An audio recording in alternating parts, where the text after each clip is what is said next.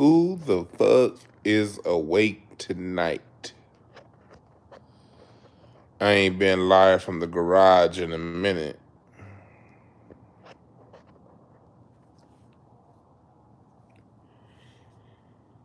Who is awake?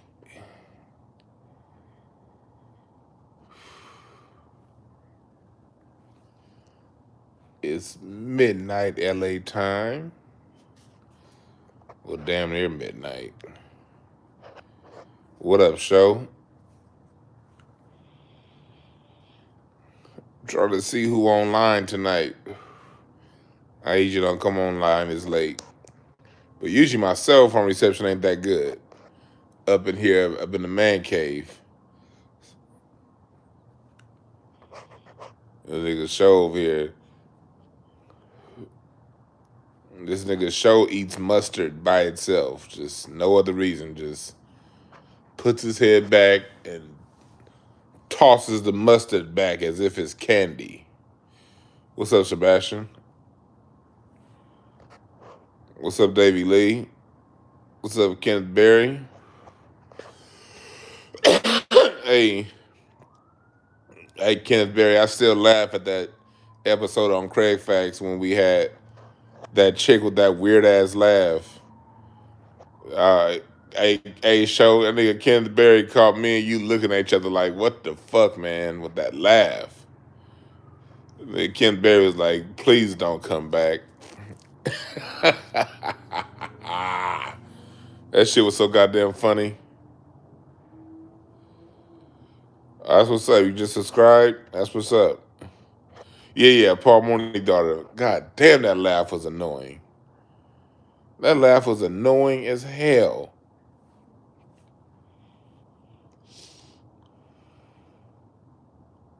That laugh was annoying as hell. Yeah, y'all go ahead and subscribe to DJ Show's YouTube. Plan Dash Radio. Hell nah, show you wasn't tripping. I hate loud laughs, man. That laugh that girl had fucked my ears up. Like I came home, man. My ear. As soon as I got home, my wife was like, "What's wrong?" I was like, "Man, my ear fucked up." I said, nice lady, but god damn. I can't stand people with them loud ass, screeching ass laughs. Those motherfuckers are the worst. What's up, Monique? Let me see you in the chat room in a minute. What's good? What's up, DJ Moss? I was like, man, my cell phone coverage is actually good out back here in the man cave tonight. Let me go ahead and go live. Usually my cell phone coverage back here be fucked up. Yeah. Yeah, she do kill small. He say she kills small dogs with that laugh.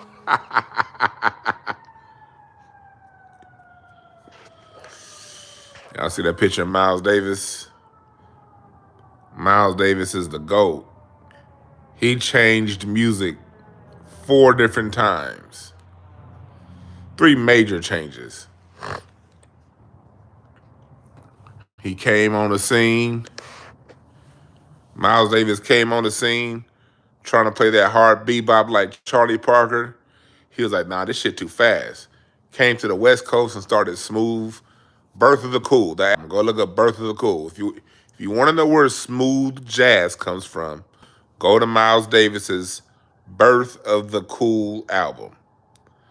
That was his first major shift in the direction of music. And then when you want to see where he changed music a second time, go to his album, Bitches Brew. Bitches Brew brought in jazz fusion. I appreciate that, Monique. Bitches Brew brought in jazz fusion. That set the foundation for Parliament Funkadelic and for a lot of the stuff that we hear in the fusion genre because Coltrane had taken jazz so goddamn far. Jazz had nowhere else to go. Jazz had to start fusing with other genres. And he did it with the Bitches Brew album, 1970. And then Miles Davis changed music for a third time in the early 80s with Tutu. That's when he sampled Michael Jackson and started doing basically a jazz remake of R&B songs. Me personally, I hate that change because I can't stand when motherfuckers when you listen to jazz. I can't stand when you listen to jazz and you think Luther Vandross is about to get played, but it ends up being some dickhead playing the saxophone the whole time. I hate that shit. But still, big love to Miles Davis for doing what you did with music. But I hate that shit when I'm over here thinking I'm about to listen to a goddamn Freddie Jackson song when there's some dickhead playing the fucking flute instead of singing. That's the worst goddamn music ever. Like, oh, I hate that. I hate that R&B jazz. That shit pisses me off. What y'all talking about, though? Ask me some questions. I don't know. What the fuck y'all talking about?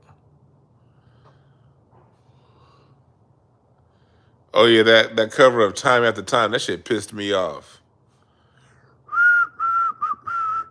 Oh, my God. But Miles Davis, he did a lot of good. But that when you brought in that era of jazz, that year right that opened the door for Kenny G and shit like that. I can't stand that shit. And then people like, I listen to jazz. Oh, you do? I listen to Kenny G. No, nigga, you don't listen to jazz. A show, yeah, you know the show. Jazz has returned. It's really good, and it's come back to L.A. Terrace Martin, Kamasi Washington, Ryan Porter, all these cats are like from Crenshaw 43rd. Simone went to Lock High. Kamasi went to Hamilton. Jazz is back, for real, for real. Show. And them niggas is crazy because the new top cats in jazz, they all got their start with Snoop Dogg. Like Kamasi, Terrace Martin, and those guys. Snoop took them on a road for the Up and Smoke tour when they were still teenagers or early 20s. And that's what got them their reputation. Yeah, Terrace Martin is that nigga right now. And his new album, Drones, is more on the jazz R&B fusion. Again, thank Miles Davis for that whole jazz R&B fusion. Terrace Martin just had an album drop last week. That shit is dope. It's called Drones. Yeah, you still got really good jazz out there right now. But Kamasi, yeah. All this. Look up all them cats in the West Coast Get Down. Ryan Porter. What's that nigga name with the ponytail? Hell yeah, I listen to Anderson .Paak. I think Anderson .Paak is the dopest artist alive right now. Well, not alive. The dopest young artist out, as far as like not old school. I love Anderson .Paak, dog. But now, if you want to listen to some jazz, pull up Kamasi Washington. Kamasi revolutionized jazz. This is what Kamasi did. Kamasi's album, he has his first album, he has a choir, an orchestra, two drummers, a rhythm section, and motherfucking DJ Battle Cat. Kamasi, that's what he did with jazz. Kamasi brought on Battle Cat. And so all of Kamasi's shit is real jazz, real live musicians, and he brought them Battle Cat mixes in on them. You ever gonna see a Kamasi show, you're gonna see Battle Cat sitting there in the back. Yeah. Another person, if you're gonna listen to jazz, is he just passed away a couple years ago, but he's been really great over the last 30 years now, is Roy Hargrove. I know, you love hip hop. Roy Hargrove is the true bridge from jazz to hip hop. He's a jazz artist, but he also played on a lot of hip hop stuff.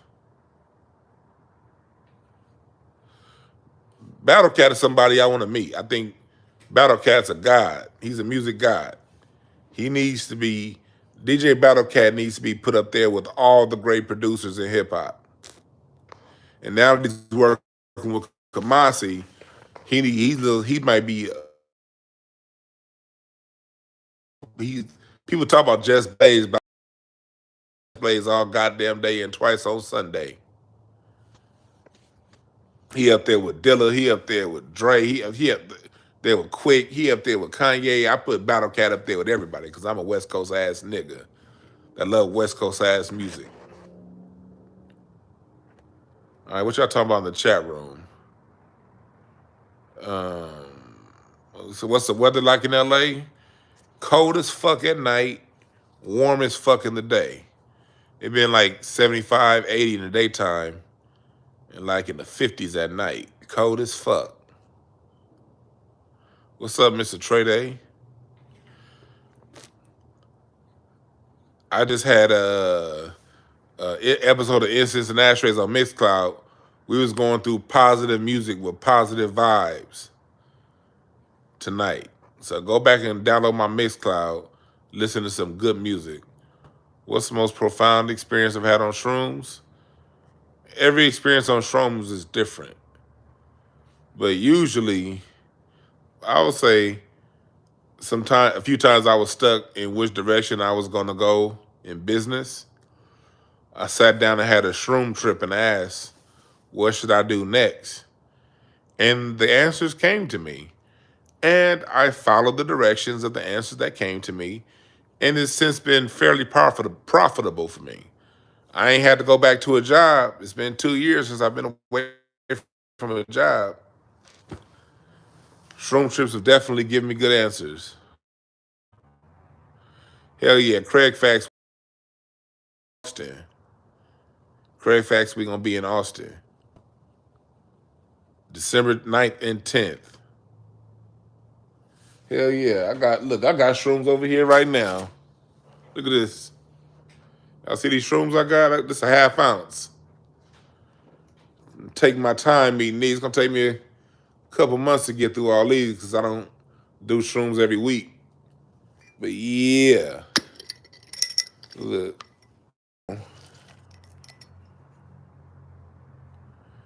I keep some shrooms around me, you dig? I keep some shrooms. I also got some lemonade in there, some shroom lemonade. I got some shroom candy bars in there. I keep them shrooms on me. Keep that weed on me too, you dig? It's that Jack.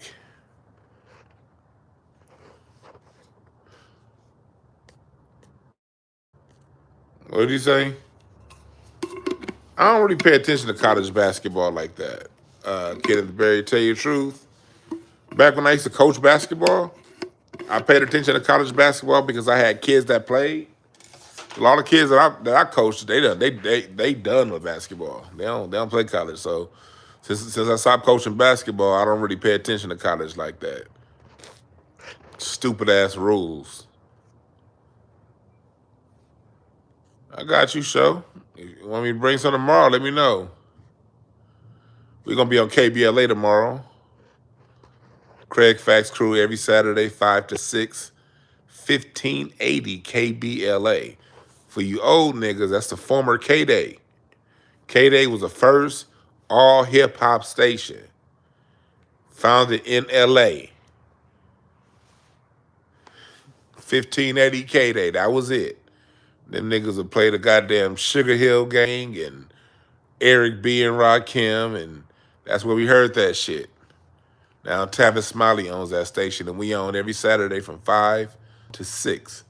Download the KBLA app and get your third episode of Craig Facts. See, I know y'all hear us on Tuesdays and Thursdays, but download KBLA app and listen to us on Saturdays. We don't cuss, but we still be funny as hell. Show still be funny as hell without cussing. You ain't gotta cuss to be funny. I just like cussing. Because cuss words feel good to me, and cuss words piss off people who are stiff. You ever see them stiffs that be like, "Are you shouldn't cuss? Oh no, God." I like pissing them kind of niggas off, so I cuss just fucking because. Because if you want stiff asses, when I say fucking because, you're going to be like, oh, God. That should be fun to me. I'm going to do it live tomorrow morning, y'all. I don't know what it's going to be on yet. I don't know. Yeah, cussing freezy. You goddamn right, Alex Virgo. Cussing is just fun. Like, why not? Yeah, that's right, Monique. Cuss just because you can. Why not? It pisses the right people off. You dig what I'm saying? People that don't mind cuss words, it ain't no fun. It ain't no good pissing y'all off. I don't want to piss off people who like that. Man, hell yeah, lowers blood pressure. And the Lakers look like shit. What's up, B. Paulie? But I told y'all before the season started that the Lakers ain't gonna be no good. Redundant talent. You can't have LeBron and Westbrook on the same team. I don't give a fuck who the coach is. You can't have two niggas that slash and aren't great set shooters. Motherfucker's probably my favorite cuss word. But the Lakers' problem is you got two slashers that aren't great shooters, and with those two slashers, it's going to force Anthony Davis to become a jump shooter because he won't get enough plays run for him on the box, which is going to make him weaker and not as good of a player that he can be, and no defense. And so when you combine those two, and they're older, the Lakers are built to run, but you can't be running when everybody in their fucking 30s. You see that nigga on I think he was on the Rockets the other night, did a windmill dunk? Like, not even on a breakaway. Defense was right behind him. And just windmilled that motherfucker. Through the legs. He went through the legs in the game. I'm like, what? You can't, them old ass Lakers can't outrun these little niggas that's out there right now. You can't have a running ass team that's goddamn 78 years old. The Lakers are built to fail. Now, because it's LeBron James, they're gonna trade half the team away, and he'll get a different team. I'm sure the Lakers are gonna look totally different by the All-Star break. But they're not gonna win. They ain't gonna win. You said, where can you get some of them shrooms? I don't know. I can't share that type of information online.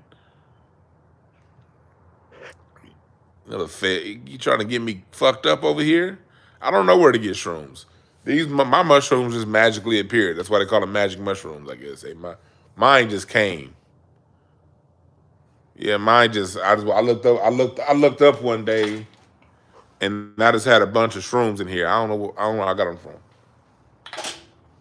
I think the Lord blessed me. Jesus said, hey, I have a way for you to communicate better to me, and take these mushrooms, and you can talk to me more clear. I think I think Jesus just blessed me with them shrooms. My nigga DJ Show in the building. I'm telling y'all right now, if y'all in here, 49 people in here, go add DJ Show's YouTube page. DJ Show is on YouTube. That nigga be getting them young artists. Yeah, these mushrooms came from heaven. The Lord works in mysterious ways. You said we were missed on Craig Facts? Man, Craig hit me last minute. Hit us last minute to do the show. I would have done it, but I was with my wife's family. I was with my family on things. Plus, I probably still wouldn't have been able to make it because I did my show in the morning, then I was with my parents, and then we went out to kick it with my wife's parents. And, days at the holiday, my wife is really big on the holidays, and she likes that shit, so I wasn't going to break away from that. You been taking acting classes too, Show? That's dope. What's up, my nigga Goldie? My nigga Goldie. Yeah, man, shit. Man, I wanted to, but Craig hit us last minute. If Craig had hit me, if he had hit me a couple days before, I probably could have worked something out to make it to the show. But shit, I was having fun with my wife's family. I'm glad I didn't leave. My wife got a dope ass family. I'm glad I didn't leave her house. We was having fun, getting drunk, and I don't even drink like that. Hell yeah, show. He said we ready for new lockdowns. Sleepy Joe. Man, California been on some quasi lockdown shit. I don't know if y'all noticed it, but the people are starting to revolt. The people ain't really taking this lockdown shit. That's why I say, just because they put it on you, don't mean you gotta listen. France ain't stopped. Yeah, I prefer weed over alcohol too, but alcohol was being served. So I drank it last night. I much prefer weed. I'm more of a wine drinker anyway when it comes to alcohol. I don't do hard liquor like that. I drink wine. In my house, I have a lot of wine. I probably have, last I counted, I got at least 200 bottles of wine in the house. I keep at least, once I get below 100 bottles of wine, it's like, okay, time for me and the wife to drive back up to wine. That's why I'm always, in fact, I'm always the one bringing that bottle of wine. And I'm glad niggas like Show don't drink it. That way I can drink the whole goddamn bottle myself. Yeah. So you do the Remy Show, yeah. I do wine. I like my wine. Like me and Dozy drink that wine. Every now and again, Duncan to touch it. But no one else. And if we have a female guest, she'll drink the wine usually. But usually just me and Dozy. But by the time Dozy get there, I done drank half the bottle of wine already.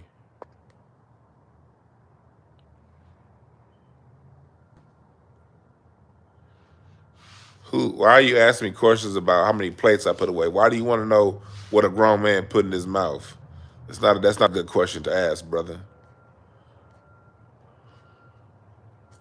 It's not a good question to ask.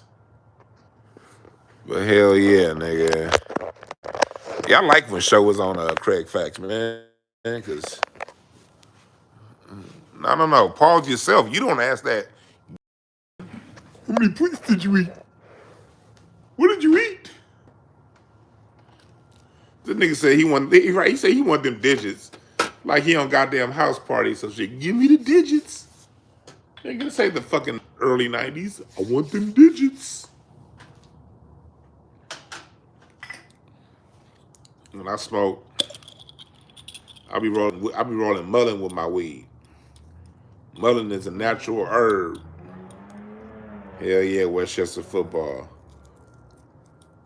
Mullein is a natural herb. It helps you take that smoker's cough off. It expects you to take that smoker's. It's like if you drink mullein tea, if you have a smoker's cough, or if you cut your weed with mullein, your chest a little right, it gets you straight. You gotta order mullein on you either get it from Simply Wholesome if you're in LA, or I order that shit on Etsy or Amazon. Let me see where the bag at. Where that shit go? This thing of the bag came in on Amazon.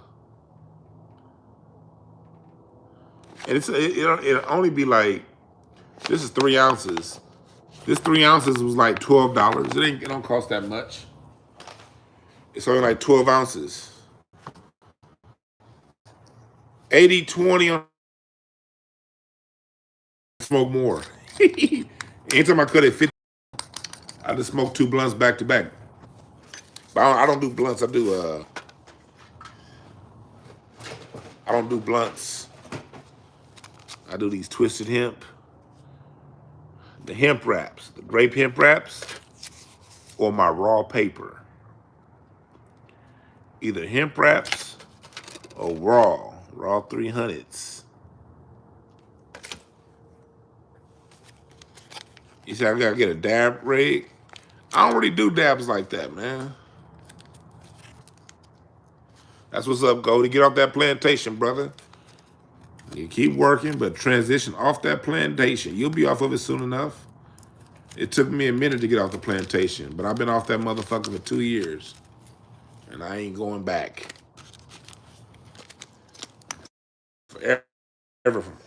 Forever on my own, from here on out. I don't really do dabs. I don't like all that other shit. I like weed. I like flower. See, yeah, look, this is what you do. I order my shit on Amazon. I order my hemp wraps on Amazon. A box, got it 2 boxes at a time, because I smoke a lot. I don't be going around to no fucking store. Let me get a blunt. Fuck all that shit. I ordered this motherfucking box. It's $12 on Amazon. Nigga, I got 2 of these boxes on it. See? I ordered 2 boxes at a time. And I order my papers. I order these 10 at a time. And I order the smaller papers 1,500 at a time. These are all 300s. You get 5 of these boxes on Amazon for like $15. You'll never see me looking for nothing. That nigga Shobi at Craig Facts always coming up. Man, you got something to roll with? Nigga, I do, but you don't. Hit the like button. I'm trying to figure out what I'm going to talk about. I'm going to do a show tomorrow morning. What y'all want me to talk about? I was either going to do one on why Janet Jackson's greater than Beyonce, or it's been a lot of shit going on politically.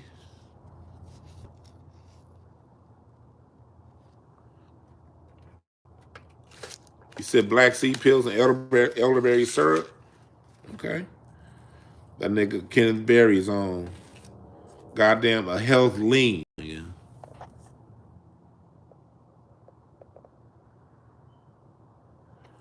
Yeah.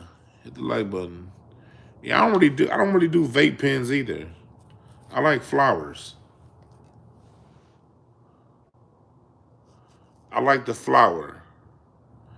Alice Virgo said, I'm about to have a beehive hot. Hell yeah, I'm at a bee.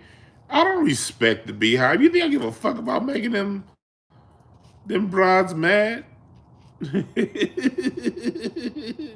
Look, I don't know if y'all noticed this yet, but anytime someone's just a total fanatic without reason, I don't respect it, and I have fun poking at it. Michael Jordan fanatics, LeBron fanatics, Beyonce fanatics. That should be fun. If no other reason than to watch them, their blood pressure raise. I don't fuck with Michael Jackson fanatics, because Michael Jackson fanatics, they got a point. He truly is the GOAT. But everybody else, I like having fun at their expense. Yeah, gay dudes love Beyonce. Gay dudes love Beyonce. They like Janet Jackson too, though. Gay dudes like anybody that plays dance music and plays it fast, because it's something about gay folks. When the music is slow, they be like, whatever. But then when the music is real fast, when it gets to that doom, doom, doom, doom, doom, doom, man, the gay people just come out. Them niggas start shaking their head. Then they wrist turn all down like this, and they got. I know that shit when I'm on the drums. If I'm on the drums and I'm doing a gay, there have been times I've done like a gay bar, having to play the drums, and you don't know the gig until you get there.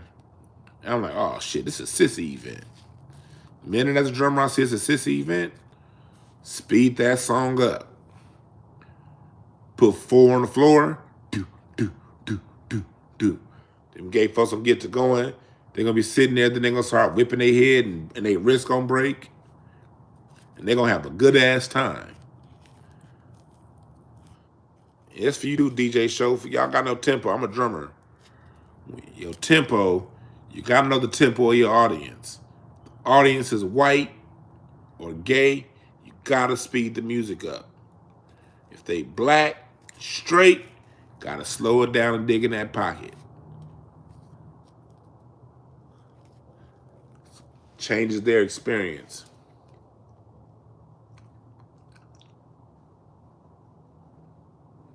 The fuck y'all talking about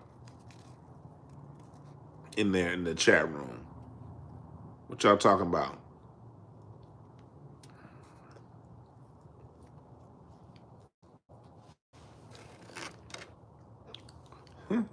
Poppers.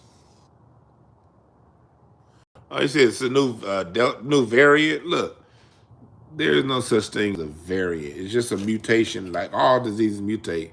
The news is fucking with our minds, y'all. Like what did it say? COVID-19. What was 19? The year that particular strand of the COVID virus came out. And then in 2020, there was a new strand of the COVID virus. And that should have been called COVID-20. In 2021, it's another strand. But they come out with all these fucking variants. Ooh, the Delta variant. Ooh, the American Airlines variant. Ooh, the Alaskan Airlines variant. We're gonna die. It's just a disease that's always been here, always going to be here, mutating. That's all. Flu does this every year. The cold varies every year. All that shit. See my incense and ashtrays lighter? Ah. About to drop this shit. Incense and ashtrays. I'm gonna release these special edition lighters soon. I'm only gonna sell 100 of these when I do release them. Genuine Zippo. I'm only gonna sell 100 of these when I release them.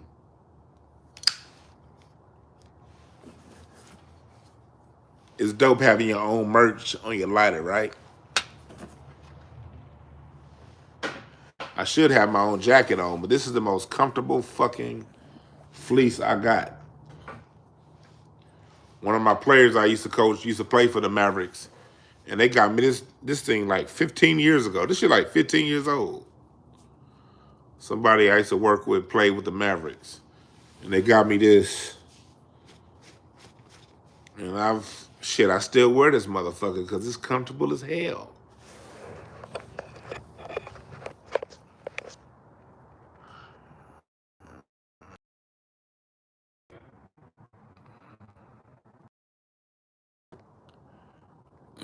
Yeah.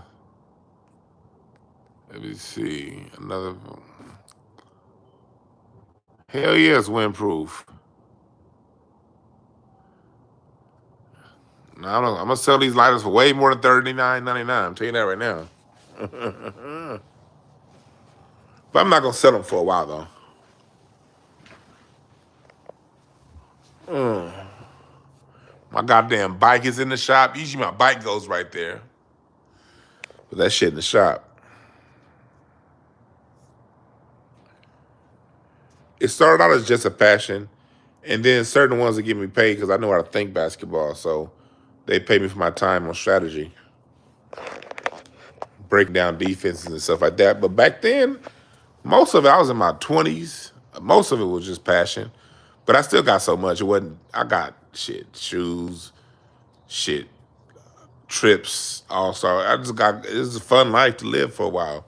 When you're in your 20s, being in that NBA environment is very fun in your 20s. Extremely fun. And I learned so goddamn much. And I still have connections till this day.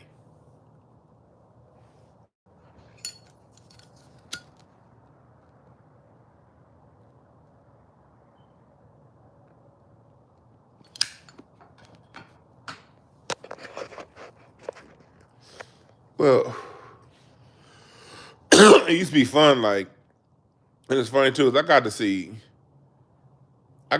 everybody in the NBA. Like, it was funny back then. I met everybody. Everybody except my favorite player of all time, and that's Kobe Bryant. You never saw Kobe out back in the day. When Kobe was in his prime, when he's winning them championships, when he was dropping 81 points, you never saw Kobe out. I would see Shaq out all the time. I would see LeBron when he would come to LA, when I would go to All-Star Weekend every year. You know, you see KD, you see Dwayne Wade, especially All-Star Weekend. You see everybody All-Star Weekend. I went to like 10 different All-Star Weekends. I only saw Kobe twice. And that was the year he didn't play because his finger was fucked up. And you never saw that nigga Kobe out. I remember one of my homeboys used to coach for the Lakers. My homeboy, Coach Has. He was one of the assistants under Phil Jackson. I remember one year at All-Star Weekend, I was like, I've been to this motherfucker 5 years in a row, and I still ain't seen this nigga Kobe. Where Kobe at? He was like, this was, I think, 2009 or 2010, one of them years. He was like, we might play the Celtics again this year in the finals. So we gotta play against Celtics on Wednesday. So Kobe's in the room studying film. I was like, hold on. It's Saturday night, because Saturday night at the All-Star Weekend, everybody knows that's the Players Union party. There's a Players Union party, and usually there's different acts on stage. That year, I remember in New Orleans, it was Frankie Beverly and Maze, and then Snoop came on after. And I remember asking Rashid, I was like, where the fuck is Kobe? He was like, nigga, we play against the Celtics, and he's studying film. I was like, but hey, my Lakers won a championship that year, so hey. D Rose, I thought you talking about Derrick Rose. You talking about D Will.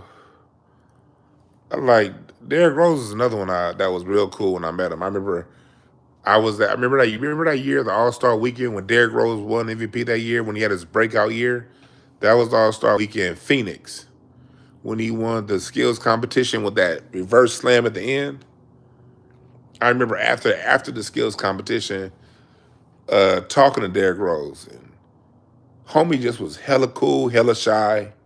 I was like, this nigga Derrick Rose cool in the motherfucker. Then he had all them injuries.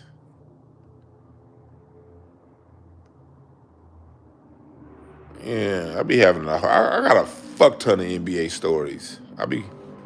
I used to tell them. I don't tell them that much on the show no more. I think a lot of y'all heard them. Well, a lot of my old school listeners heard them all. The newer niggas in my show be thinking that I just be running my mouth when I talk about basketball. You see a fat nigga and be thinking you don't know it's a nigga I know what he talking about. All right. What up, Tom Wade? Yeah, Rose is back again. I'm so happy for Derrick Rose. You know who else? One of my favorite players of all time. There's only one player I took a picture with, and that was Dirk Nowitzki. I could have taken a picture with everybody. The only player I've ever taken a picture with was Dirk Nowitzki. I remember I was All-Star Weekend Phoenix. We were at a party, and I was smoking a cigar. And then all I hear is, hey, you smoking a stogie, eh? And I look up. I'm like, oh, shit, that's Dirk. Mind you, All-Star Weekend, all of these parties are open bar. So I'm loaded. And so I'm so goddamn loaded. I'm like, hey, and this back when I had it was before the iPhone. I didn't have an iPhone yet. I think this is when I said my BlackBerry. I took a picture with Dirk with my BlackBerry and hold my cigar. I was drunk as fuck. It's the only time I've ever taken a picture with an athlete.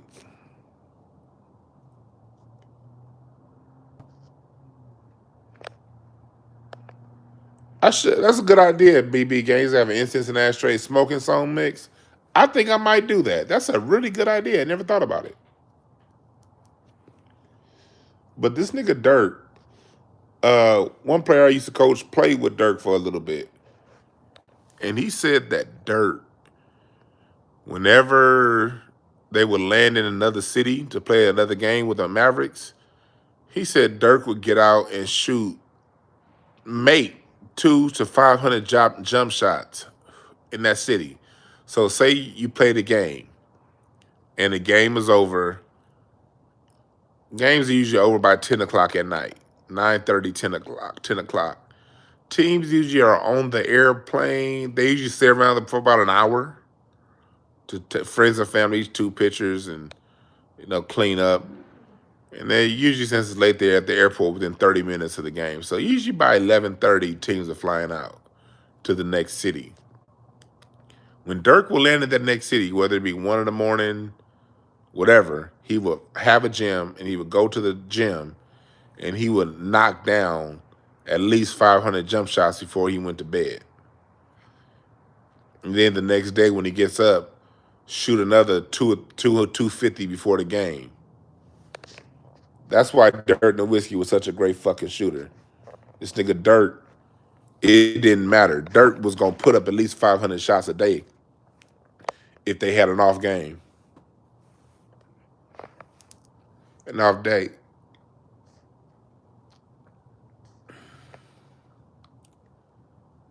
Now D-Rose ain't gonna be no champion on the Knicks. The Knicks ain't gonna win no damn championship. Knicks ain't winning no damn championship. Even if they have a team good enough to win, the Knicks always find a way to sabotage themselves. They ain't winning shit. Hell yeah, Dirk is better than Joker. I'll take Dirk over Joker 10 times every day. Anyone who says Dirk was just David Lee with a three-pointer obviously didn't start watching Dirk until his last 3 or 4 years when he couldn't play anymore. The fuck you talking about? This nigga Dirk had one-on-one game. Dirk on the box. Nigga, what? That Dirk 1 foot step back when he puts his knee up in your crotch. That Dirk once like head over his head shot, that the Dirk when he put his knee up, that is the second most indefensible shot behind the hook shot. The hook shot's the most indefensible shot, but the Dirk, because Dirk would pull that ball so high over his head that put his knee out and lean, you couldn't block that motherfucker.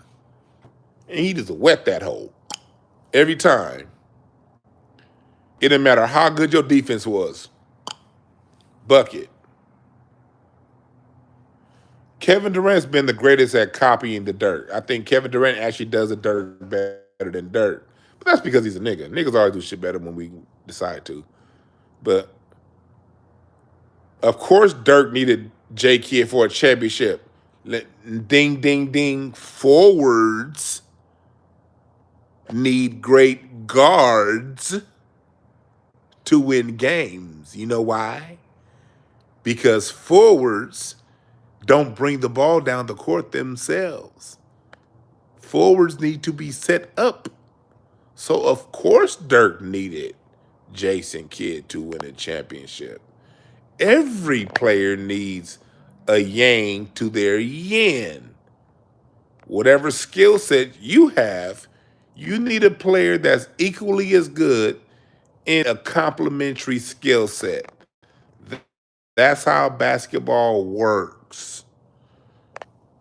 Too much ESPN talk. ESPN like making it seem as if one player wins in the NBA. That's never happened. The closest that's ever come to one player winning was Akeem Olajuwon in 94 and 95. He didn't have one player that complimented him. And don't say Clyde Drexler, because Clyde Drexler was old and done by the time he got to Houston. Now, if we were talking about Portland Clyde Drexler, okay, yeah. But Houston Clyde Drexler was a shell of himself.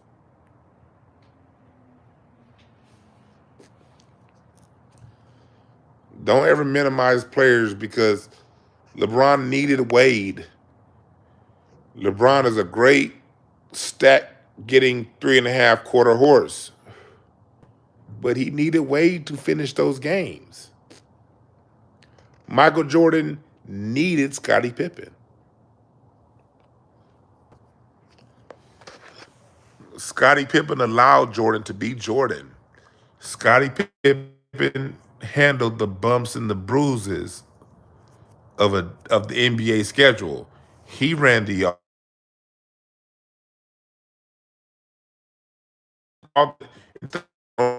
did that with rebounds, but he did far more than rebounds. There's no stat basketball. People are like, ho ho ho, great screens. Well, without great screens, you don't get open jump shots. All of that shit matters.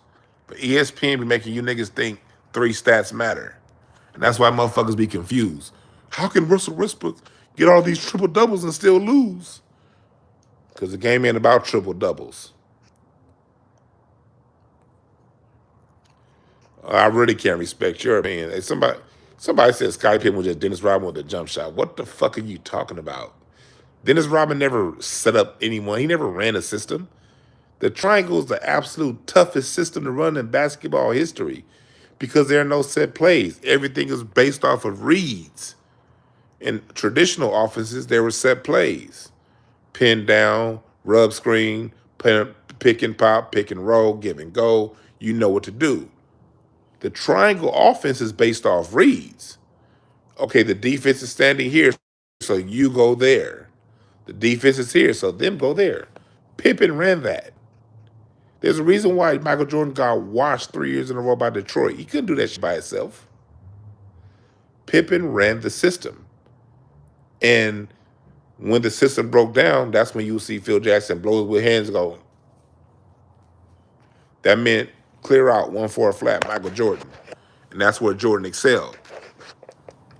But Jordan wouldn't have the energy to do all that if Pippen wasn't guarding the other team's best player and really running the offense and setting the offense up. That's why part of the reason why I don't do my sports talk show anymore is because you niggas really don't know what the fuck y'all talking about when it comes to basketball. Too much ESPN poison has been put in y'all mind. And that's also the reason why I stopped coaching basketball too. I had this one kid that I coach. I'm over here running plays for him in the post, and he kept passing. I'm like, why are you passing the ball? You 6 inches taller than the kid that's guarding you. I'm running the plays to you for a reason. And the kid was like, I have to get my teammates involved. I was like, oh, shit. This nigga watching the ESPN too much. I can't even coach the game the way I want to coach because these kids are watching too much fucking SportsCenter. Now, when I give them real basketball strategy that's going to help them win, they don't know what to do with it because they too busy listening to Mike Breen call games and Stephen A. Smith. That's right, bro. 45 Analytics did this. Analytics turned niggas didn't even take statistics classes. Always want to pull up stats. Nigga, you failed. Niggas done failed algebra, failed geometry, failed division and subtraction. But then when we talk basketball, we want to start talking numbers. Nigga, you don't know numbers well enough to talk numbers. Shut up and watch the goddamn game. I can't stand that shit. Niggas done turned basketball into a numbers contest. You should never talk numbers unless you've taken statistics 101. I'm telling people right now, take college level 101 statistics. Or if you don't take it, read this book called How to Lie with Statistics. The first thing they tell you in statistics class is numbers say whatever the author of the numbers want them to say. You can beat numbers to tell whatever the fuck story you want them to tell.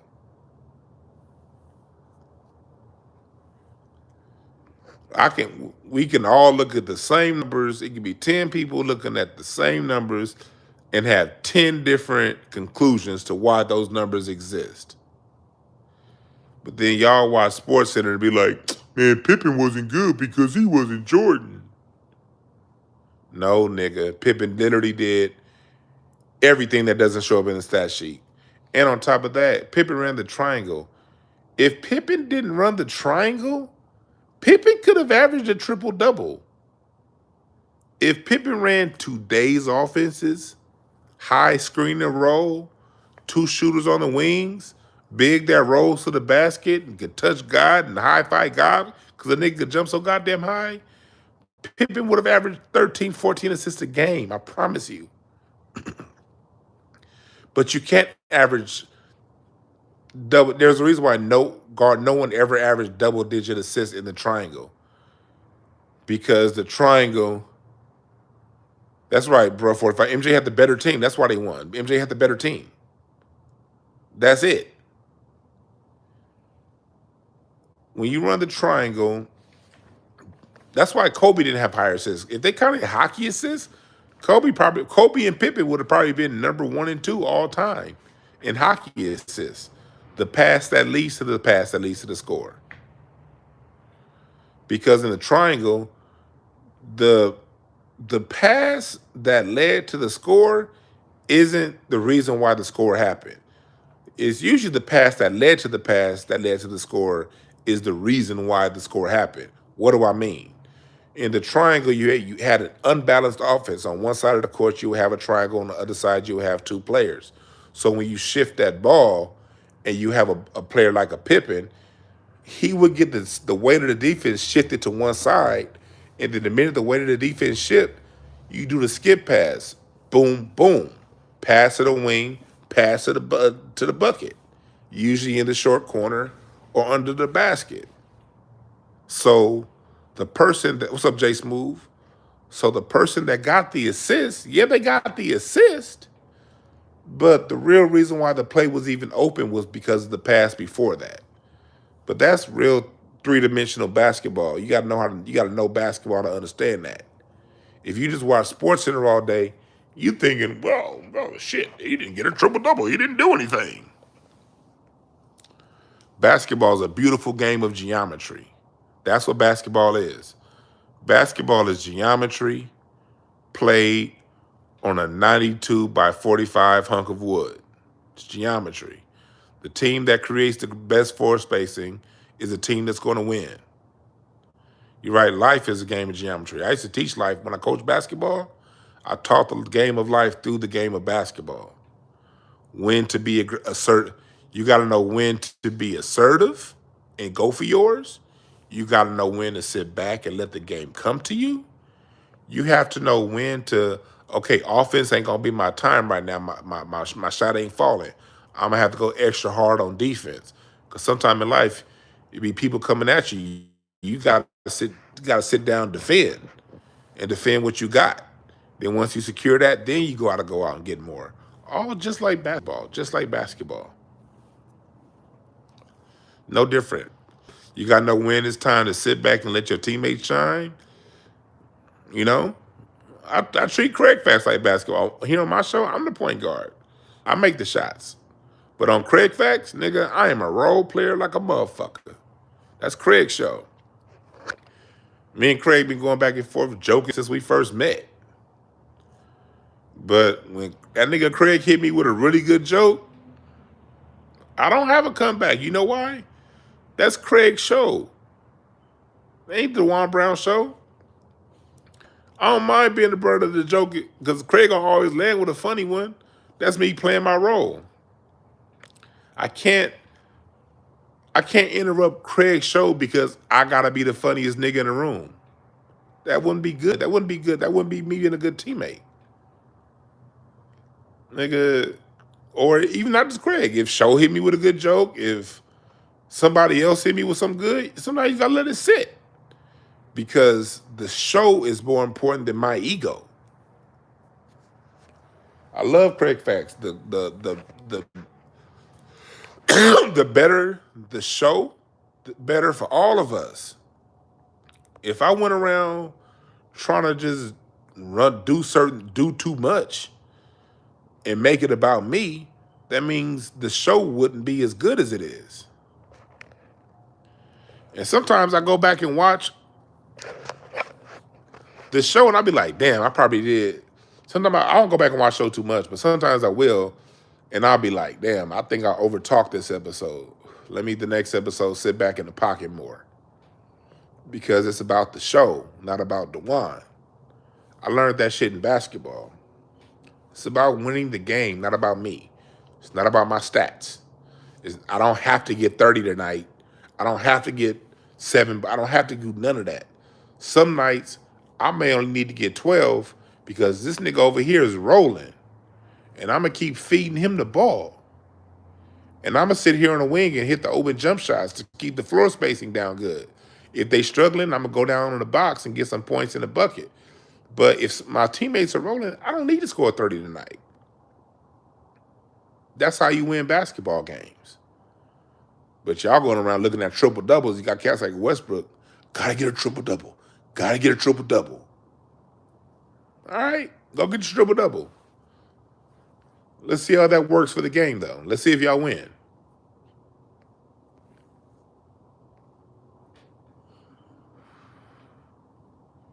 I remember, I'm going to tell y'all this story. I'm going to tell y'all the story real quick. About one reason why I don't really fuck with LeBron James like that, his game. Again, I don't have nothing personal with the dude. I think who he is as a person is he's a dope person. I ain't tripping on him as a person. I only talk about athletes in the context of the sport that they play. Because the only reason why they know them is because they play that sport. If they didn't play that sport, we wouldn't know who the fuck they are. So I keep my criticism of people, of athletes, within the context of the game, and that's it. But I remember I was in Cleveland the year after LeBron James got traded away.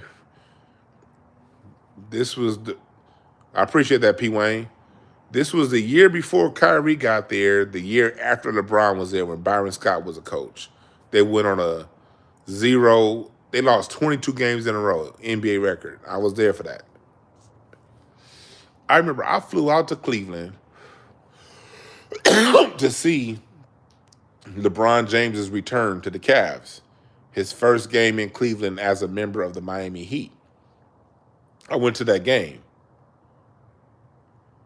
And I remember talking to a lot of the staff with the Cavs.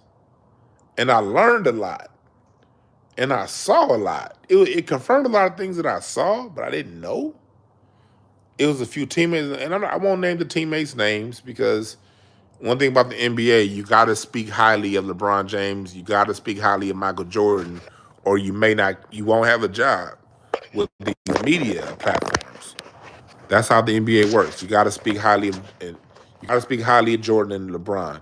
Or if you do have a criticism of them, it can't be harsh. It has to be, but it can't be harsh.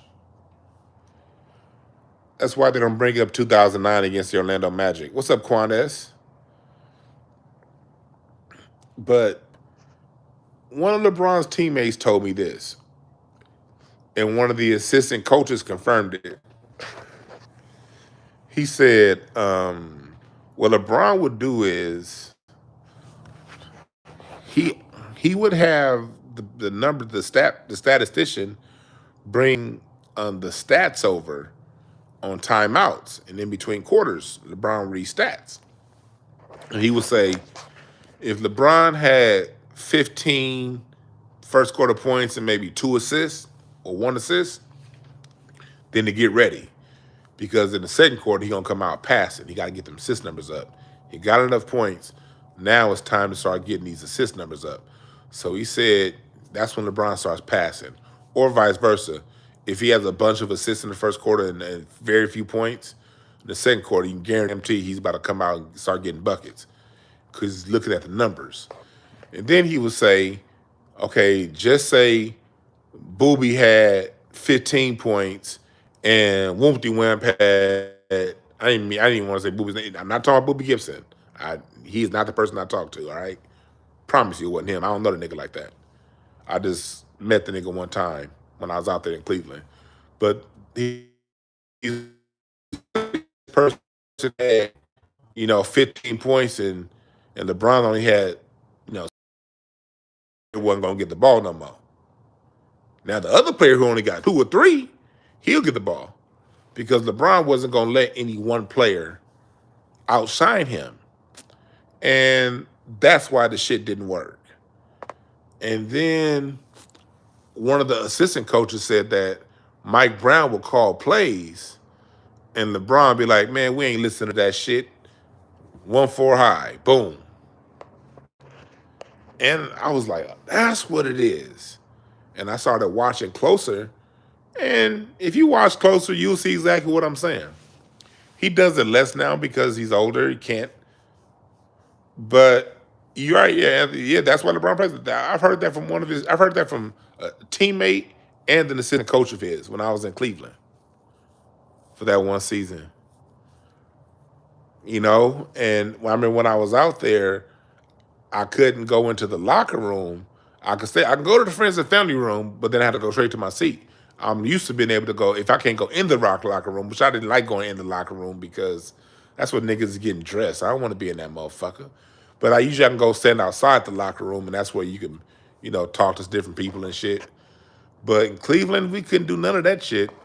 They were like, yeah, because when LeBron was there, he had his people going doing anything, basically anything the fuck they wanted to do.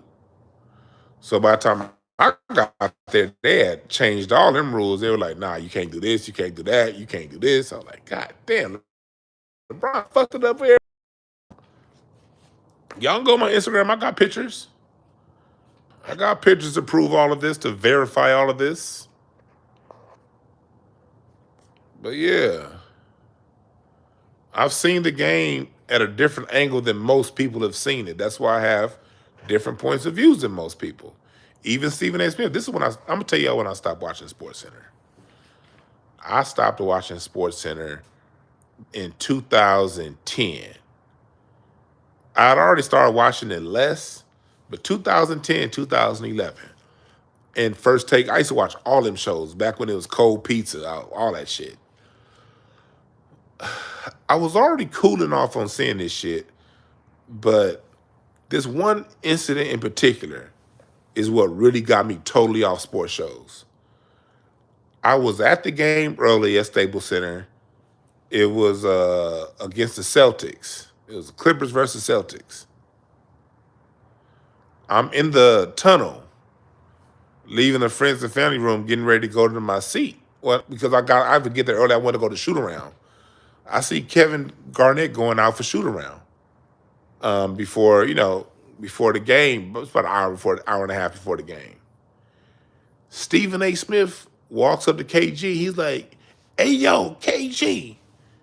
KG looked back at him and was like, "Man, fuck you," and walked off and did his pregame workout. I was like, God damn. So I watched the game, whatever, go to sleep, wake up the next morning, I'm watching First Take. And when I'm watching First Take, Stephen A. Smith says, no, this is 2011 because Stephen A. Smith wasn't at ESPN in 2010. He came back after he predicted LeBron going to Miami in 2010. That's when he got back to ESPN. So this is 2010. 2011, I mean. After that, I watched First Take. Stephen A. Smith was like, yo, I was at the Clippers-Celtics game last night, and I talked to my man KG, and KG said there are no problems between him and Rondo. And I was like,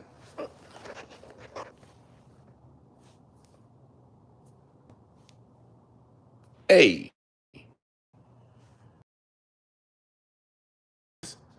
say fuck you, Stephen A. Smith, and run back to the court. And this nigga, Stephen A. Smith, come on First Take, and he telling the world that he just talked to KG. I'm like, okay, I was already backing off these shows, but I'm all the way done with it now. Because I'm about to go up to the front because the cell phone coverage. I keep this on me when I'm in the house. Keep that on me when I'm in the man cave. I'm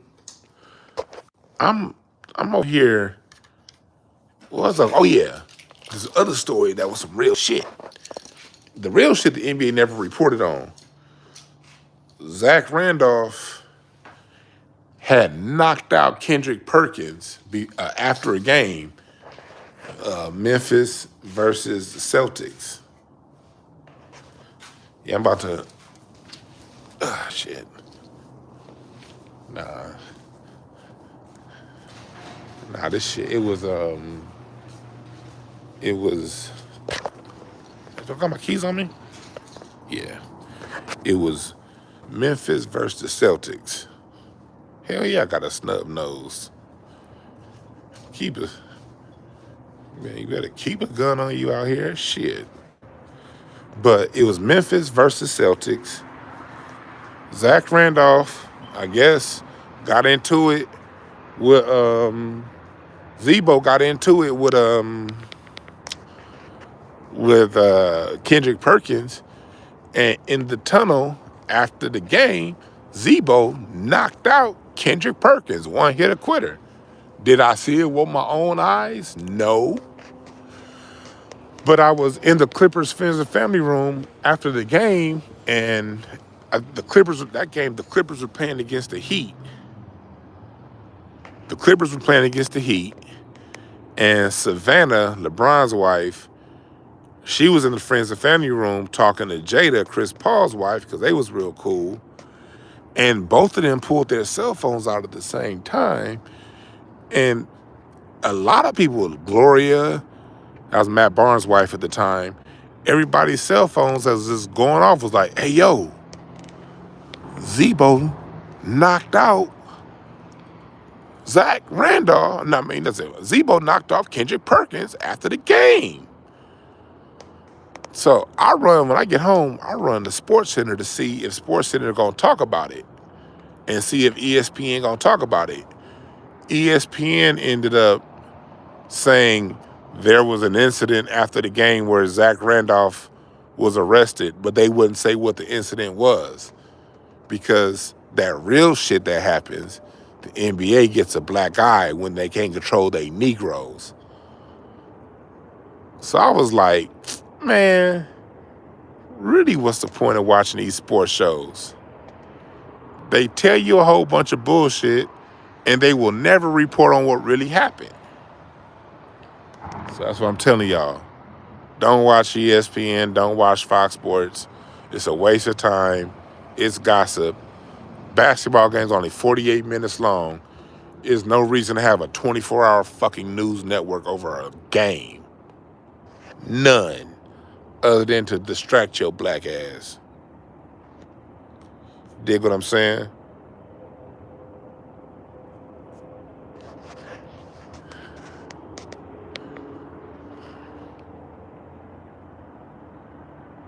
What advice would I have for first-year high school coaches?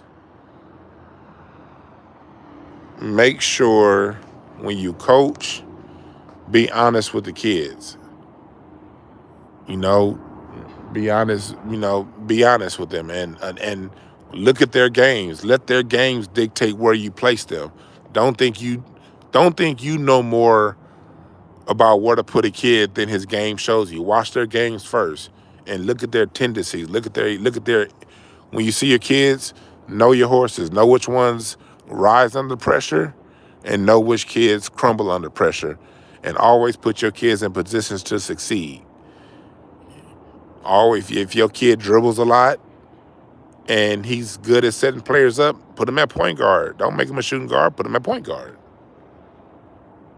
If your kid is tall and lanky and goes, just go with your children's talents and let their talents decide where you place them on the court. That's my advice for you as a first-year coach. Know your horses, know your kids, and put them in the best position to succeed. Hell yeah, all news media is a lie. All news media is a lie. All of it. Fox, ESPN, MSNBC, ABC. If it's news and it's white folks telling it, it's a fucking lie. Hell, if it's black folks, if it's Roland Martin, it's a fucking lie. I want to thank y'all for this channel though, because I was looking earlier today at that BNC News. That's that fake ass black news network on YouTube. Y'all come and fuck with me and give me more views than them. And they got millions of dollars backing them. They got millions of dollars in established TV anchors like Mike Hill and those people. But y'all watch me instead of them. I appreciate you motherfuckers for that. This video here is going to get more views than anything on BNC today, probably. So I appreciate you too, Johnny, man. For sure. Yeah, that's not real black media. See, black people, we waking up, man. We've woken up. We're awake. We seeing who's there for us and who's not. I'm sitting outside in front of my crib right now. See, I'm a nerd. I'm a astronomy nerd. Gemini's up there. Taurus. Oh yeah, Orion. You ever think about shit like this? See, I be in my own head. I'm always thinking about. I'm always looking. See, whenever let me tell y'all something about white supremacy. Hell yeah, I call Black Authority Thanksgiving. Quan S. Yeah, I look forward to Jason Black's no Thanksgiving programs. I've been listening to his Thanksgiving programs since I first found out about him back in like 2013, 14. Hell yeah. But, you know, we all understand white supremacy exists. It is what it is. But you can't let these things that oppress you consume you. You can't let the things that are bad in life, wrong in life, fuck your head up. We always got to remember that we're bigger than our problems. Whatever problems that we have, that we face, we have to all remember that we're bigger than our problems. Sometimes our problems can seem like they're too big for us. They're not. If you have a problem, I guarantee you can win that problem. Don't ever let your problems sink you. Some problems are gonna take longer to solve than others, but solve them motherfuckers. Real talk. I be thinking about like, who the fuck is we here? Like, think about this shit. When you look up, I'm looking up right now. You see, goddamn Sirius, our mother star, 4 light years away. The light that we see from that star got sent 4 years ago. And then you look to the left of Sirius and you see the belt of Orion. You see Betelgeuse. Betelgeuse is 642 light years away. And the belt of Orion is 1,300 light years away. That means them 3 stars you see in the belt of Orion, that light was sent before the Moors conquered Spain. So when you think about it like that, well, no, the Moors had just conquered Spain 1,300 years ago. When you think about it like that, how it's just so much going on in this universe and this planet on this earth that we can't explain, that we don't know, but it happens anyway. We don't know what the fuck this shit's about. And whatever issues you have, issues are there to help you learn yourself better. Because think about it, whatever your biggest problems you ever had was, when you got over that shit, you actually became a better person. So just know that your problems just exist for you to become a better person. That's all. Don't let that shit fuck with you. Don't let that shit fuck with you. Your problems exist for you to be a better person. That's it. That's all. Beat them hoes. And then step outside and realize that don't get consumed in your world. This is a massive universe. It's a lot going on out there that we don't understand. And you just look into the sky and see that shit. Shit, look at that goddamn 1,300 light years away. God damn, that's far. We in 2021. 1,300, yeah, that was before the Moors.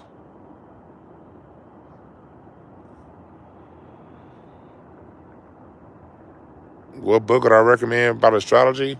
I don't know. I've just been into astrology astronomy so long. Are you talking about astrology or astronomy? Remember, they different.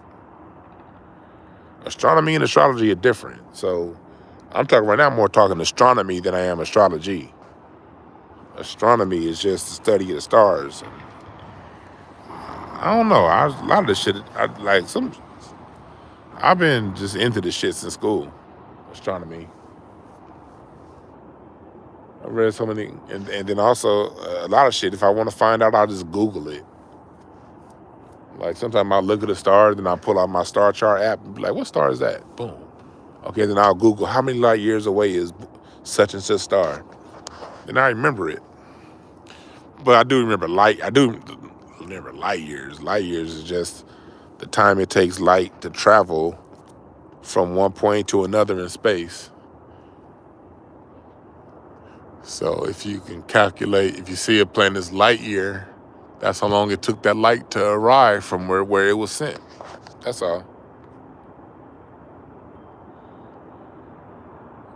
Yeah, astrology, though, that's more so an ancient science of ours, of black folks, that studies, basically your birth chart. Are you a Gemini, Aquarius, and blah, blah, blah. A good channel on YouTube for that has that type of stuff. He interviews a lot of dope people is Black Magic 363, Brother Rich. He interviews a lot of dope people that are into the sciences, astronomy, astrology, numerology. He has a very dope channel for that, Black Magic 363, Brother Rich, Underground Railroad. For numerology, you can look at my interview I had with King Simon. I had an interview with King Simon last year. We talked about numerology. Hell yeah, brother Kenneth Berry. Brother Kaba Kamene does drop Major Game on the Stars. Yeah, astronomy. See, I spent damn 80% of my life thinking that astrology, numerology, all that shit was a pseudoscience. I literally spent 80% of my life. I say 80 years. I ain't no goddamn 80 years old. But I spent 80% of my life thinking that shit was a pseudoscience, that it was just some old, growing up in church, being a Christian like I was. I thought all was a bunch of bullshit. Man, then I started actually reading and studying astronomy. Then actually started reading and studying astrology. I was like, this shit kind of accurate. Then I started studying numerology and started to understand what the numbers meant. I was like, hold on.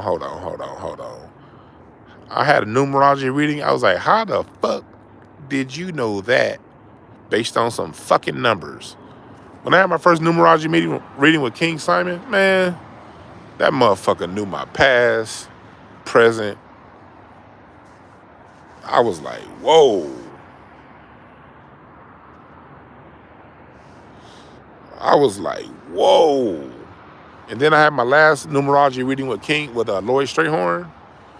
Lloyd Strayhorn, based on the spelling of my name and the numbers, he was able to tell me my parents, based on the way they spelled my name, he was able to tell me my parents' signs. I was like, what the fuck? He was like, it's all in the numbers. But then when you look at it, astrology, numerology, cardology, these are all ancient sciences that predate. Astronomy actually predates astrology. Most people don't know that. Astrology is the one that everyone takes serious. Astronomy is what people take serious. That's what NASA uses. Astronomy is what NASA uses, but astrology predates astronomy. And when I started in the last 4 years, really the last 3 years, understanding these ancient sciences, I've been like, wow. And since I've been learning, what's up, Beanie Man?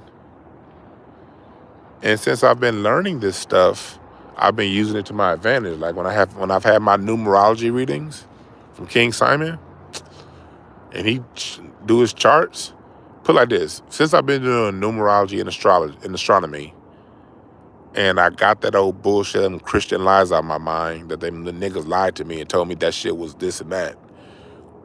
I've actually used that stuff for my advantage. Now, some people can call it pseudo, whatever you want. But the moves that I've made over the last 3 years since I've discovered using astronomy, I keep getting confused, I'm dyslexic. Since I've been using astrology and numerology, put it like this, between astrology, numerology, mushrooms, all the shit they say you shouldn't do, I've taken myself off the corporate plantation, and I'm 2 years on my own, running my own shit, making more money than I've ever made in my fucking life, living more comfortable than I ever lived, using the sciences to my advantage. That's my testimony. Other people can call it pseudo. That's cool. I ain't gonna argue with them if they do.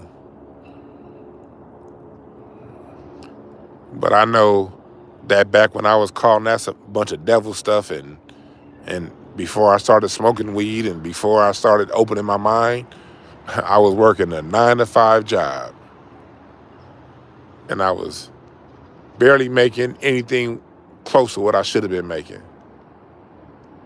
I started doing the shit everybody told me not to do. Life changed.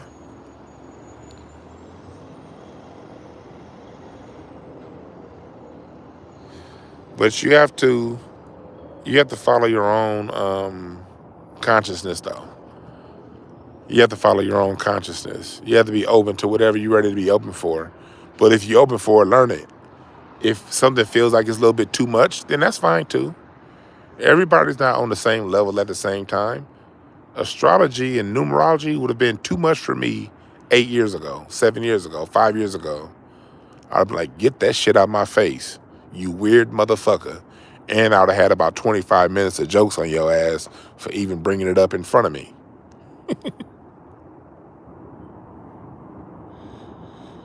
But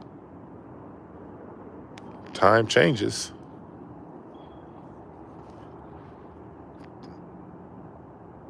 Time changes things. But you gotta draw your own conclusions.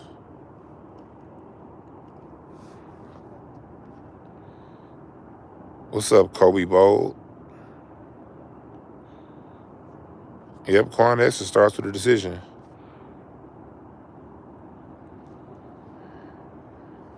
I be reading all kind of shit I wouldn't have read 10 years ago.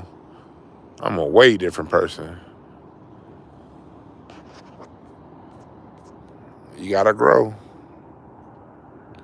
The going butt I did too. I thought astrology was just generalizations too. I thought exactly like that. I was like, man, get that general shit out of here. But then when you start knowing your birth chart, your natal chart, yeah, all that stuff, where your sun is, where your moon is. One thing I've seen, like, there have been times, even recently, I have a certain idea or thought, something to do on my mind that I need to do for myself, and I'll be getting the process of doing it, and then I'll go and look at my chart, and my chart will say, that's what I need to be doing. I'll be like, that should be weird. That should be crazy. Like, even when I started Hotepish, look, y'all gotta understand, when I brought Hotepish, because I was kind of fucking around with it, when I took it serious and brought it to YouTube June 2020, that month before, I was like, man, I need to do something, man. It was in my feeling. I was like, man, I need to just commit to YouTube. I need to just go ahead and commit, because, like, that's where it's at. That's where people are. I only got 35 subscribers. Mind you, at the time, I had 35 subscribers on YouTube. 35. I was like, man, but in my gut, I was like, nigga, I need to get on YouTube. And then I just read my chart astrologically, and also I looked at my numbers, numerology, And they both were saying the same thing. And both basically were saying, this after I had already decided I was going to go to YouTube. I set my shit up, then I went back and read my chart. And that shit was saying, look, June is the time for you to make that change. And I forgot the exact words, but I knew exactly what it meant. And I was like, nigga, I was doing this shit anyway. And then I went back and read my chart. It confirmed what the notion in my instincts was already telling me to do. And I did it and I committed to it. And I was at 10,000 YouTube subscribers about a year and a half later, year and 2 months later. Your instincts already know this shit. Oftentimes that astronomy, numerology shit just confirm what your instincts are already telling you if you open to your instincts. Most niggas ain't open to their instincts. Most of us listen to that fucking voice in your head that's full of self-doubt. That's what most of us listen to, and that's the problem. Niggas listen to, not just niggas, just people in general. We listen to our self-doubt. If you just listen to your instincts every time, you won't need none of those charts, or none of that stuff. But most people don't listen to their instincts. The instincts say one thing, and then the self-doubt will say something else, and you'll listen to the self-doubt.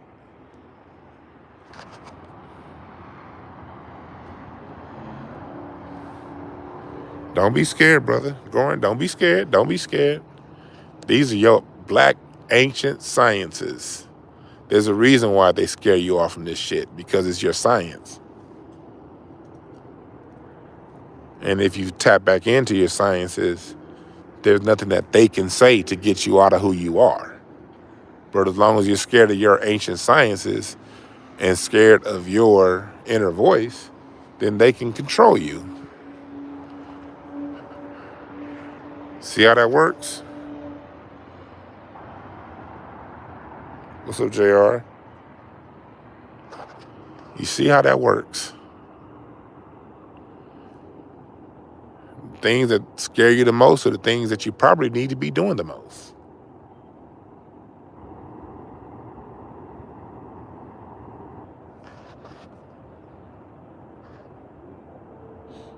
That's right, Quaness. If you want to understand why you operate the way you do, get your birth chart. Get your birth chart. Your birth chart would explain you. And when you read that birth chart, you're going to be like, yo, don't nobody know you better than you. I tell people, get your birth chart, and then if you're honest with yourself, you see if it's telling you the truth or not.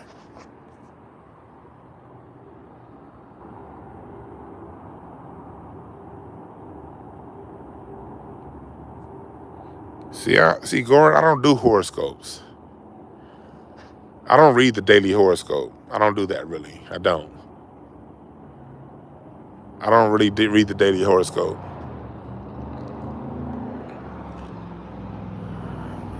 I just see where my moon is, see where my sun is. But as far as reading the New York Times horoscopes, I don't really do that.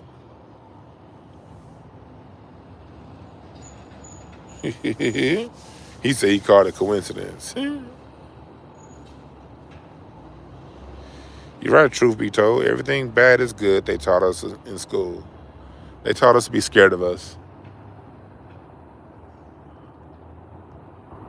They taught us to be scared of us. That's a dope-ass way of saying it. I said I do horoscope. I don't do horoscopes in the form of like the newspaper horoscope. I kind of go like a little deeper.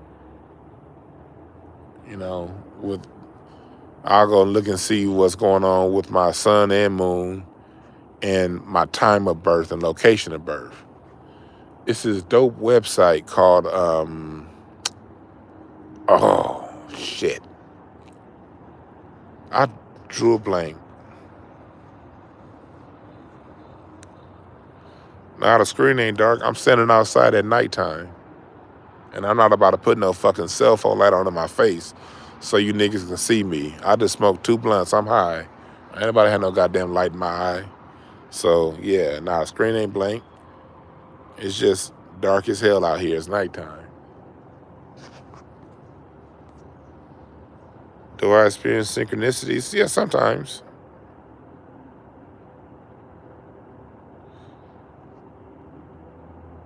Yeah. They said we have situational awareness. Yeah, we do.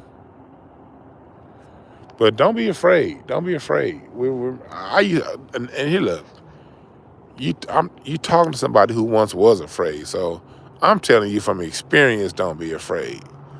I told you I grew up in church. I played the drums in church until I was 30, 31, 32. Nigga, I was scared. I was cool with leaving the church, but I wasn't cool with astronomy, astrology, and numerology and all that shit. I wasn't cool with that. I wasn't cool with natal charts and reading books on angels and demons and shit. I was not cool with that. I was scared as fuck. But I'm glad I did it. I've been a better person since. I learned how to see what religion's a thing that people use as porn, information porn. If you get into astrology and numerology, that right there, that's, hold on, damn ambulance going by. If you get into astrology and all that shit, that's for you to use as a tool for self-improvement, self-awareness. That's what that's for. You don't use it as information porn. You don't read it and see that shit and be like, oh, that's a good thing to know. I'm going to go about my day and do what I was going to do anyway. No, nigga. When you start getting into astrology and numerology and cardology and all that shit, you see it and you use that shit to chart your day, to take advantage. That's what that's for. What are the pros and cons of religion? The pros of religion is, there's some people who need structure. If you're the type person who needs structure, religion provides that structure for you. Religion is an introductory course into spirituality. The con is people who are in religion follow the word of the people that teach the religion and not itself. Because you can use the Bible, Quran, all them, those are very powerful books. That's why they're still around. You can use those for your advantage.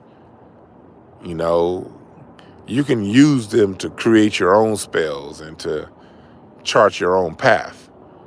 But that requires you to use it for yourself. And most religions aren't going to teach you how to do that. Now, the person that's your big mega pastors, they understand a lot of this stuff, but they're not going to teach that to you. So if you join the religion and you follow the path that's set for you by the religion, it's just going to have you walking in circles. It's going to have you full of self-doubt.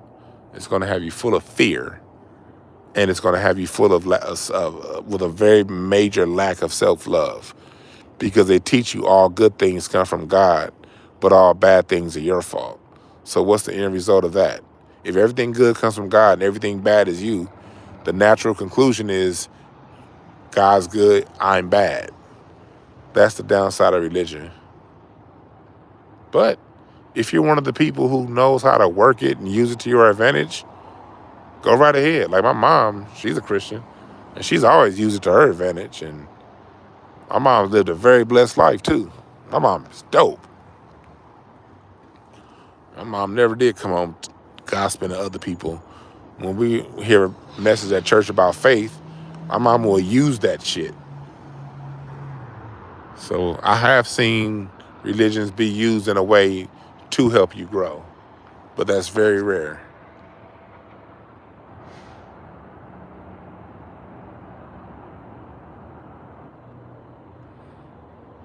You fires across the board, Quan, and you old in limbo ass niggers.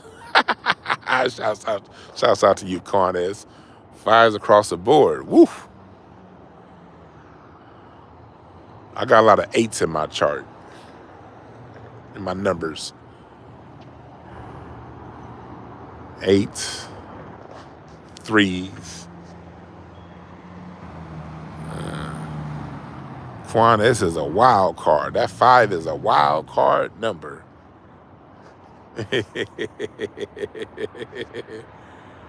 I'm not gonna fuck with Quan S. We gonna always be friends, Quan. I'm never gonna cross you. You're never gonna say anything mean to you. You're never gonna get any one of my jokes. You're just gonna be, hey, that's Quan S over there. Leave the queen alone. Don't fuck with her. You're a fucking 5. Oof. Be nice. I'm telling you on the chat in the room now. Be nice to Quan S. Cause that 5, she can be your best friend, your worst enemy. Which one do you want? 22. That's a very difficult number to have. Oh, and the Ace of Diamonds. My card is the King of Clubs in Cardology. And when I found out I was a King of Clubs, and I read up on King of Clubs, I was like, ooh, that is so me. When I read up on King of Clubs, I was like, ooh, that is so me. Yes. And literally too, because hell, 90% of my nightlife has been spent in clubs. In my 20s, I was the nigga. If you knew me in my 20s here in LA, if whatever the hottest black club night was in Hollywood, 7 nights a week, I can get you in, past the line, and I probably knew the bartender and I would get us some free drinks. I was always in the clubs. Either those kind of clubs, nightclubs, or in the clubs playing the drums, or in the clubs playing comedy clubs as a comedian. And when I'm on stage as a comedian, I own that motherfucking stage. I'm the king of that motherfucker for them 20 minutes I'm on stage. So on that level, I was like, oh yeah, King of Clubs is my card. But then when I read who the King of Clubs is, I was like, okay, yeah. And then when my wife read up on King of Clubs, she was like, yep, nigga, that's you. Find out what your card is. Find out what your card is in Cardology. What's your card? My card is a King of Clubs.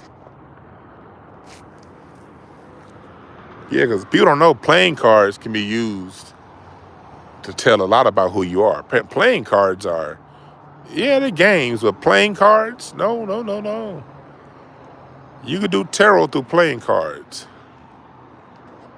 You can read people's lineage and through playing cards, 52 cards. Again, ancient sciences. Those cards are a science. And it's a science that a lot of indigenous Aboriginal Americans understood and knew. My wife had I think it's like her 2 times great-grandfather was known in Alabama for reading fortunes through playing cards. Like the white politicians would come to him to read them.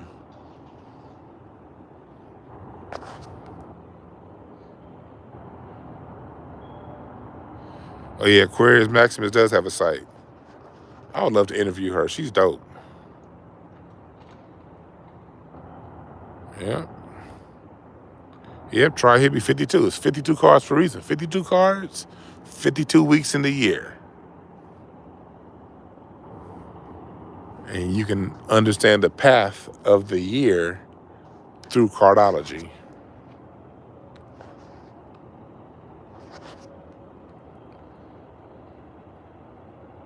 Yeah. I've been on here for an hour, goddamn. My intention was to do 30 minutes because I plan on doing the show tomorrow morning. I don't know what I'm gonna do it on yet though. I'm leaning towards, am I gonna do my Janet versus Beyonce, that topic? Or am I gonna do it on Black Arm Resistance? I don't know yet. Aquarius ready on Lloyd Strayhorn's channel? That's dope. I gotta go to Lloyd Strayhorn's channel. I'm supposed to interview Lloyd Strayhorn. He gave me a reading 2 months ago, and we were supposed to hook up for an interview, and then I couldn't make it, and then he had some travel issues he couldn't make. Damn, I'm gonna hit Lloyd Strayhorn up tomorrow and see if he wants to do that interview coming up pretty soon. Okay, I got some people in here. I see y'all. I got some dope, deep people up in here. I'm gonna hit up Lloyd Strayhorn tomorrow because I do want to interview him. He's so dope at what he does.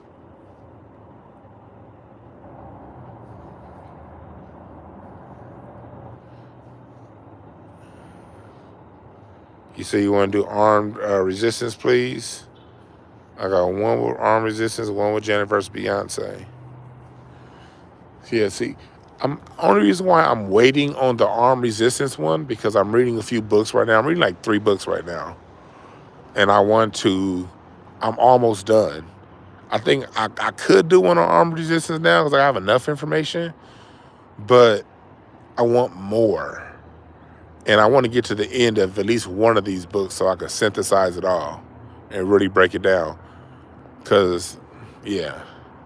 So that's the only reason why I'm not thinking about the one. I want to finish this book that I'm reading right now. The other 2 I don't have to finish, but there's one in particular I have to finish this book.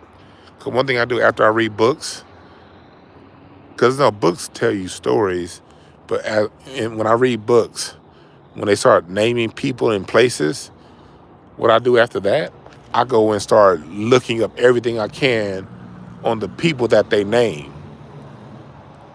And then I like looking at the maps so I can see like distance and shit and synthesize. And once I have the information synthesized in my own mind to where I understand it, then I come to y'all. Because I don't like coming to y'all confused, giving y'all niggas half stories and shit. I want to give y'all the whole picture. I respect you niggas too much to give y'all bullshit, half information. That's the only reason why I want to wait on the armed resistance. Because I need like another week or 2. A week to finish, 3 or 4 days to finish the book. And like another 3 or 4 days to do research on the people within the book. So I can give you guys great, a well-rounded breakdown.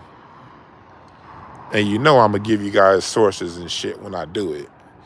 Because it's been a whole lot of armed resistance that black folks have had, that they've kept that information hidden. And I ain't talking about, it's really dope. Tariq got the movie coming out with 18 about the Maroons. But this armed resistance I'm talking about is in the 50s, in the 60s, in the 40s. Like during Jim Crow, that whole era that they tell you that niggas just said, we shall overcome. Now, niggas was busting back. And now I got names, dates, locations, times, all that shit. So when I have all that information synthesized in my mind, then I'm going to bring it to y'all.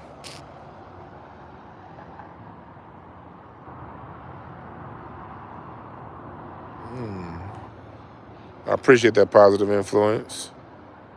I appreciate that hippie. Yeah, this Tariq's in the movie tonight. This is going to be dope. I talked to Randy Short a couple days ago on the phone. And, he just filmed this part like last week or 2 weeks ago. And he was just, telling me, he said, Tariq asked some great questions. He wouldn't tell me too much. Well, I didn't ask. I'm not a gossipy kind of person. So I didn't even ask Dr. Short for details. Because when I see the movie, I want it to be fresh. I don't want to, I don't want to kind of already know what's going to happen. I want to see that shit like everybody else. But Dr. Short told me that Tariq asked some great questions. And, with the people in the movie, with the questions that he asked, it's going to be one hell of a movie. It's going to be one hell of a movie. I wish I was in that. I'd be like, man, I could. I was like, I wanted to be in that in that Maroon documentary, because I got a lot of stories too. But I'm not gonna reach out and be like, "Hey, Tariq, put me in this." No. I understand when you put shit together, when you put projects together, you kind of have in your own mind which direction you want to go with it. So I get that. Like when I put together a show, when I put together things, you kind of already know which directions you want to go with it. So I respect that nigga's space. I'm a fan of I'm just a fan of the movie. I can't wait to see it. But I do have some family history, like especially in Virginia, that were never enslaved through the 1830s, moved to Indiana, bought 900 acres, created their own township outside of Naptown. I think that would be a good contribution to the movie. But hell, that might not be one of the questions that he asking. That might not be relevant to the direction he's taking the movie. So I just can't wait to see that motherfucker.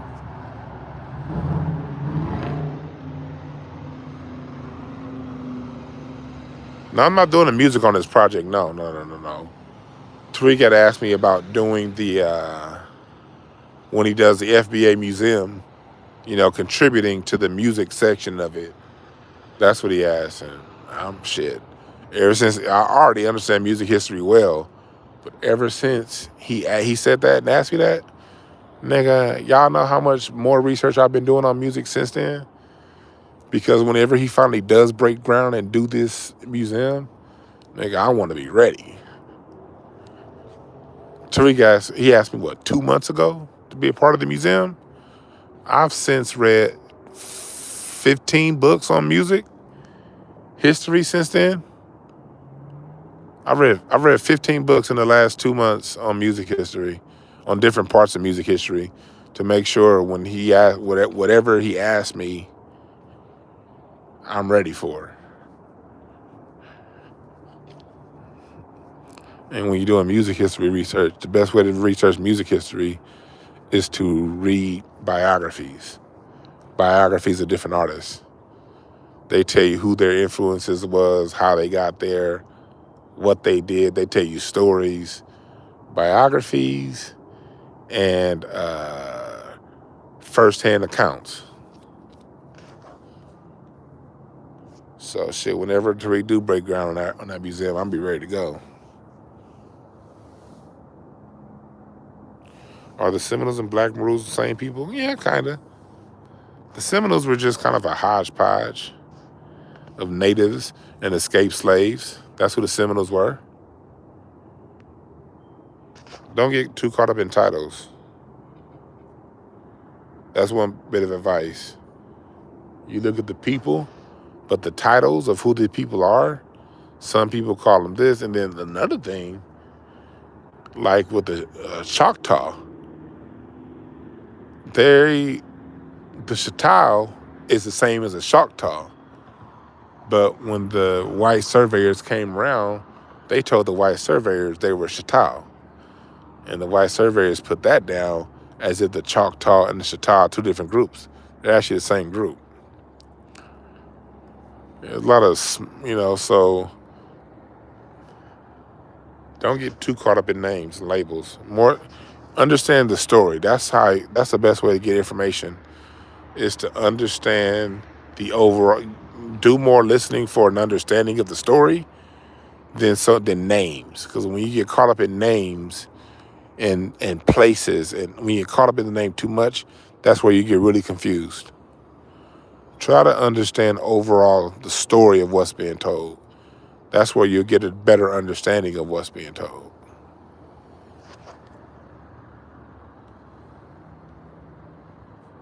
It may be Seminoles and maybe Maroons, but the story is they kicked a lot of ass and they was black.